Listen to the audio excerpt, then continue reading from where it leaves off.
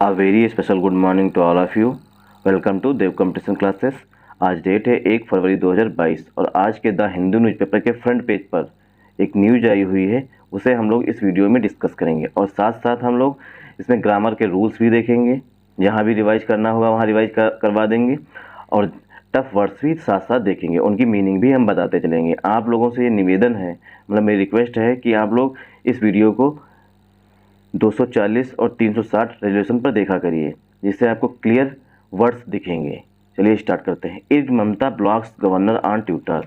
नाराज ममता ने गवर्नर को ट्विटर पर ब्लॉक कर दिया है। ठीक है, ट्विटर पर ब्लॉक कर दिया। जो हमारी हेडलाइंस होती हैं वो हमेशा प्रेजेंट इंडेफिनिट में लिखी जाती हैं, क्योंकि न्यूज़पेपर का मानना होता है कि हम जो न्यूज़ दे रहे हैं वो फ्रेश होती है, मतलब ताज़ा न्यूज़ होती है, इसीलिए प्रेजेंट इंडेफिनिट में लिखी जाती है। इर्ग ममता, इर्ग मीन्स होता है नाराज, किसी चीज़ से बहुत अधिक खिन्न होना। जो नाराज ममता ने जो ममता बनर्जी हैं वेस्ट बंगाल की, वो गवर्नर से नाराज़ थी, इसीलिए उन्होंने गवर्नर का जो ट्विटर हैंडल था उसे ब्लॉक करवा दिया। He is targeting me and government officials. ही आया हुआ है गवर्नर के लिए, जो कि वहाँ के जगदीप धनखड़ गवर्नर हैं, उनके लिए आया हुआ है। ही इज़ टारगेटिंग, वह मुझे टारगेट कर रहे थे, एंड गवर्नमेंट ऑफिशियल्स, और गवर्नमेंट ऑफिशियल्स को भी टारगेट कर रहे थे।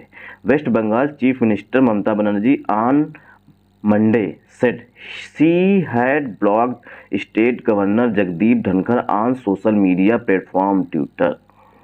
वेस्ट बंगाल की चीफ मिनिस्टर ममता बनर्जी ने ऑन मंडे, डेज से पहले प्रीपोजिशन हमेशा ऑन का यूज किया जाता है। सेड, उन्होंने सोमवार को कहा है कि सी हैड ब्लॉक्ड, उसने मतलब उन्होंने ब्लॉक करवा दिया है, ममता बनर्जी ने ब्लॉक करवा दिया है स्टेट गवर्नर जगदीप धनखड़, जो स्टेट की गवर्नर है जगदीप धनखड़, उनका सोशल मीडिया प्लेटफॉर्म है, सोशल मीडिया अकाउंट ट्विटर को उन्होंने ब्लॉक करवा दिया है। एड्रेसिंग, देखिए अब एड्रेस के 3 मीनिंग बता चुके हैं। एड्रेस मीन्स संबोधित करना होता है, एड्रेस मीन्स पता भी होता है, और एड्रेस मीन्स किसी प्रॉब्लम को सॉल्व करना भी होता है। ठीक, आई एड्रेस्ड मैनी प्रॉब्लम्स, मैंने बहुत सी प्रॉब्लम्स को सॉल्व किया था। ठीक, addressing press person at the state secretariat, मतलब एड्रेसिंग मतलब मीन्स होता है संबोधित करते हुए, किसे? प्रेस पर्सन, मतलब मीडिया पर्सन को संबोधित करते हुए। कहाँ पे? एट छोटे स्थान के लिए यूज किया जाता है, इसीलिए यहाँ पे एट आया हुआ है। एट द स्टेट सेक्रेटरी, जो राज्य का सचिवालय है, वहाँ उन्होंने मतलब राज्य के सचिवालय में मीडिया पर्सन को संबोधित करते हुए उन्होंने ये बताया है कि उन्होंने गवर्नर जो है उनका ट्विटर अकाउंट ब्लॉक करवा दिया है।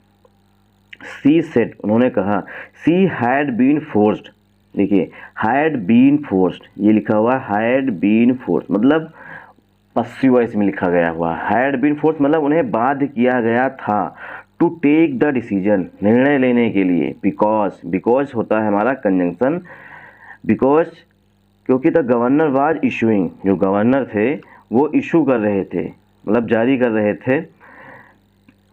गवर्नर वाज इशूइंग ट्वीट्स, जो गवर्नर थे वो ट्वीट्स जारी कर रहे थे every day, per day, targeting her and officers of the state government to work as per his instructions. जो गवर्नर थे वहाँ के पुरोहित जी, जगदीप धनखड़ जी, वो पर डे मतलब एवरी डे उनकी गवर्नमेंट को, मतलब ममता बनर्जी की गवर्नमेंट को और उनके गवर्नमेंट ऑफिशियल्स को पर डे टारगेट करते हुए ट्विटर पर ट्वीट कर रहे थे। इसीलिए ममता बनर्जी ने उन्हें नाराज होकर, इर्ग होकर मतलब खिन्न होकर के, नाराज होकर के, गुस्सा होकर के उन्होंने उनका ट्विटर अकाउंट ही ब्लॉक करवा दिया। अब यहाँ पे रूल सिर्फ यही है हमारा, हैड बीन के बाद वर्ब की थर्ड फॉर्म, मतलब पश्चिम वॉइस में लिखा गया है, मतलब उन्हें नाराज किया गया था, मतलब बहुत अधिक परेशान किया गया था ये डिसीजन लेने के लिए। ठीक है, officers of the state government to work, करने के लिए, एज पर हिज इंस्ट्रक्शन, मतलब उनके जो वो मतलब निर्देश दें उन्हीं के अनुसार वो काम करें, मतलब उनके गवर्नमेंट और उनके जो गवर्नमेंट ऑफिसर्स हैं वो भी। आई एम सॉरी, मुझे दुख है, मेरा खेद है, फॉर दिस, मुझे इसके लिए दुख है।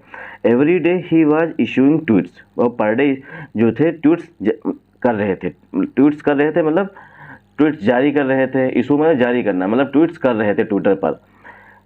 ट्वीट्स की विशेषता बताई गई है वर्ब की फोर्थ फॉर्म से, मतलब प्रेजेंट पार्टिसिपल से बताई गई है। टारगेटिंग, ट्वीट्स की विशेषता बताई गई टारगेटिंग, जिसमें टारगेट किया जा रहा था, एंड थ्रेटन, और धमकी दी जा रही थी, मी, मुझे, एंड अदर गवर्नमेंट ऑफिसर्स, और जो अन्य गवर्नमेंट ऑफिशियल्स हैं उनको धमकी दी जा रही थी। एज इफ, एस इफ मानो, एस इफ मतलब होता है मानो, we are his bonded labourers, मानो कि हम लोग उनके बंधुआ मजदूर हों, ऐसा।